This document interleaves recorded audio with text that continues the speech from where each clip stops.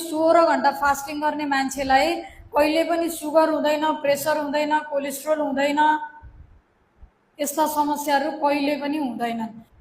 अनि यो 16 घण्टाको फास्टिङले कसरी काम गर्छ म त्यो भन्छु। तपाईको बेलुका 5-6 बजे भित्र खानुभयो अनि अर्को दिन 10 बजे 10:30 बजे खाइदिनु भयो भने यति लामो समयसम्म ग्याप भयो। हाम्रो पेटमा एउटा लाइसोजोम भन्ने ब्याक्टेरिया हुन्छ, किरा हुन्छ, सरल भाषामा एउटा किरा हुन्छ। हामीले जति खाइरहन्छौँ त्यति त्यो किराले हामीले खाएको खानाबाट तत्त्वहरू लिन्छ। हामी खाँदै जान्छौँ, किरा पनि भित्र मोटाइरहेको हुन्छ, उसले नि खाइरहेको हुन्छ। जब हामी यति लामो ग्याप गरिदिन्छौँ नि बेलुकादेखि बिहान 10 बजेसम्म, अनि त्यो किराले के गर्छ होला?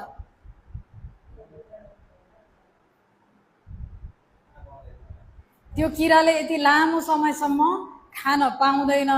अनि त्यसले के गर्छ भने हाम्रो शरीरमा फोहोरहरू खोजेर खान थाल्छ। जति पनि फोहोरहरू अङ्गमा जमेर बसेको छ खोज्दै खाँदै गर्छ। यसरी यो 16 घण्टा फास्टिङ गर्ने मान्छेलाई कहिले पनि सुगर हुँदैन, प्रेसर हुँदैन, कोलेस्ट्रोल हुँदैन, यस्ता समस्याहरू कहिले पनि हुँदैनन्। यदि जसलाई छ भने पनि उसलाई चाहिँ अरूलाई भन्दा चाँडो ठिक हुने चान्सेस र सहज हुन्छ। तर हामी त के गर्छौँ, डायबिटिज छ, मलाई त सुगर छ, पेट खाली राख्नै हुँदैन, ग्यास्ट्रिक छ, मेरो त पेट खाली राख्नै हुँदैन। अनि खाएर ठिक भएको छ त, खाएर ठिक भएको भए त ल खानुस् भन्न हुन्थ्यो, खाएर त ठिक भएको छैन। अनि अर्को भनेको जस्तो हामीले माइन्ड सेट, अघि पनि मैले भने हाम्रो विचार सबभन्दा ठुलो कुरा हो। तपाईहरु यहाँ खाना खान जानुहुन्छ नि, खाना खानु जानु अगाडि ओहो यस्तो राम्रो खाना, यति राम्रो नतारेको नभुटेको चिल्लो पिरो नभएको यस्तो राम्रो चिज हामी खाना खान जाँदैछौँ, यो खाना भित्र गएपछि त मेरा अङ्गहरू कति खुसी होलान्, मलाई यहाँ बसिन्जेल भए पनि मेरो स्वास्थ्यमा कति राम्रो फाइदा पुगेछ, त्यो सोचेर गएर खाना खानु भने तपाईलाई त्यो खानाले यति राम्रो काम गर्छ।